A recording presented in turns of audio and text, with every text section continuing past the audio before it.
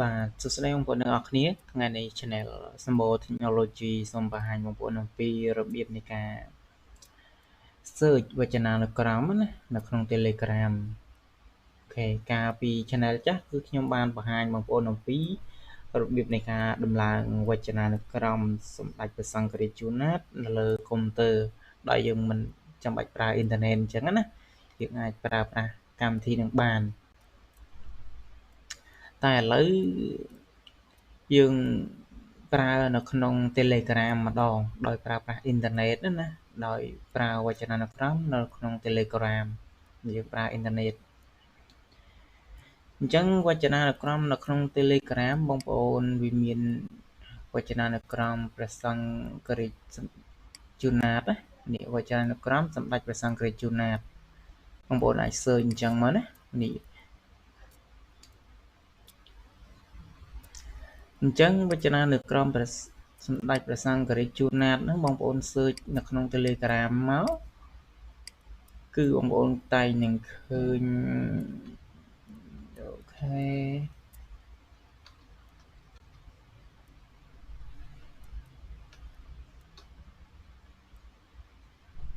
មិនចឹងបងប្អូនណា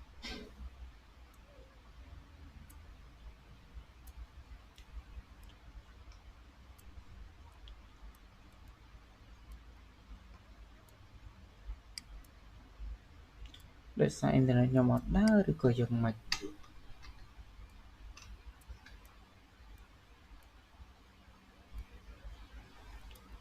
អូខេបងប្អូនណាដោយសារខ្ញុំ copy ខ្វះ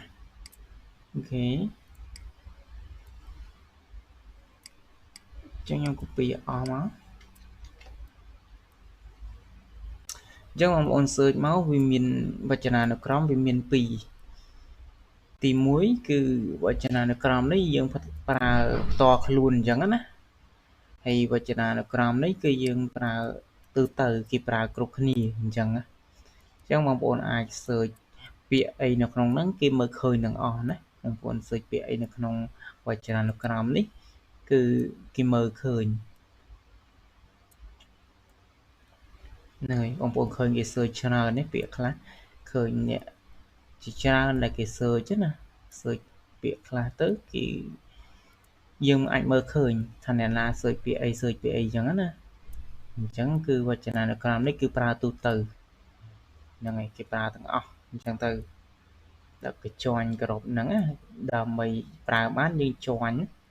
ងួនណា join ក្រុមហ្នឹងមកហើយយើងអាចទៅ search ពាក្យអីផ្សេងៗបាននៅក្នុងហ្នឹងដោយមានអ្នក search ជាច្រើន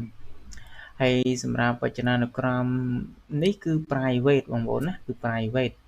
អញ្ចឹង private ហ្នឹងគឺបងប្អូន search គឺចេញតែយើង search ទេណាអត់មានអ្នកណាមើលឃើញយើងទេ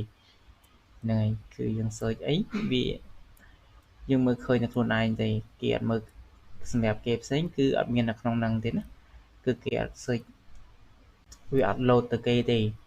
អត់ load ទៅគេឃើញទេអញ្ចឹងឧទាហរណ៍ខ្ញុំ search ពាក្យអីណាមួយចុះ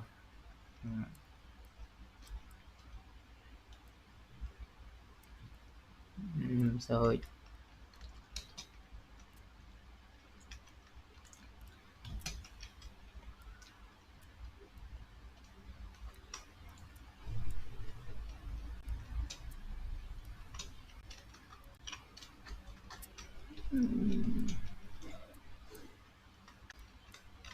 អូខេខ្ញុំ search ពាក្យចម្លើយចម្លើយគឺគេមិនមែនសរសេរអញ្ចឹងទេគឺអត់ចេញទេណា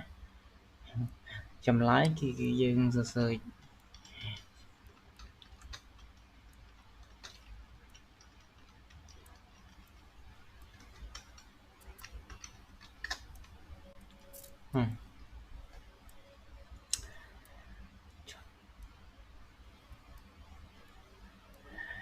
ចម្លើយក៏មិនមែនសរសេរអញ្ចឹងដែរណាស្វែងរកអត់មានទេមានតែជាភាសាបាលីណានោះអញ្ចឹងចម្លើយគេសរសេរចំ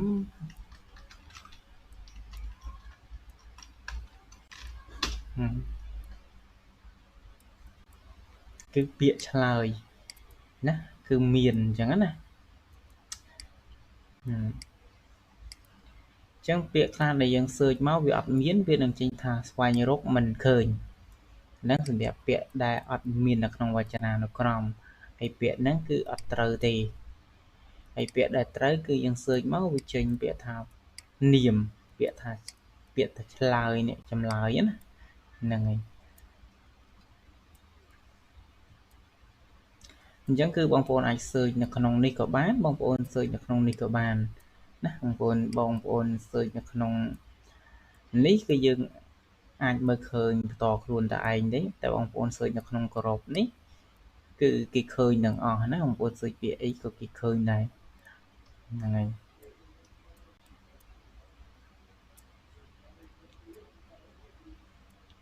បងប្អូនអាច search នៅក្នុងនេះគឺឃើញបងប្អូនថា search ឃើញថាការគេសារិកាសារិកាគឺវាមានពាក្យថាបក្សីនេះយើងប្រែនៅក្នុងហ្នឹងណានឹងសម្រាប់បងប្អូនណាដែលខ្សោយភាសាខ្មែរអញ្ចឹងណាហ្នឹងហើយបងប្អូនអាច search ដោយប្រើវចនានុក្រមជំនួយបានយើងប្រើនៅក្នុង Telegram គឺងាយស្រួលមែនទែនណាងាយស្រួលមិនបាច់ទៅឆែកវចនានុក្រមកន្លែងណានាំទៅយូរទេយើងខ្វះយើងឆ្ងល់ពាក្យអីយើង search ពាក្យហ្នឹងអញ្ចឹងណានៅក្នុងវចនានុក្រមអញ្ចឹងទៅអាច search រកពាក្យដែលត្រឹមត្រូវអញ្ចឹងណា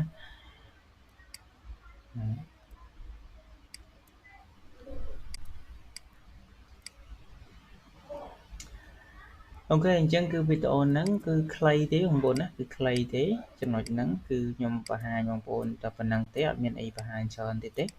វីដេអូក្រោយទៀតគឺខ្ញុំបង្ហាញពីចំណុចផ្សេងទៀតអញ្ចឹងណាហ្នឹងហើយអូខេអញ្ចឹងគឺវីដេអូនេះមានតែប៉ុណ្្នឹងបាទសូមអរគុណសូមជម្រាបលាហើយបងប្អូនកុំភ្លេចចុច Subscribe Channel ថ្មីខ្ញុំម្នាក់មួយផងដើម្បីនឹងទទួលបានចំណេះដឹងថ្មីជាបន្តទៀតបាទសូមអរគុណ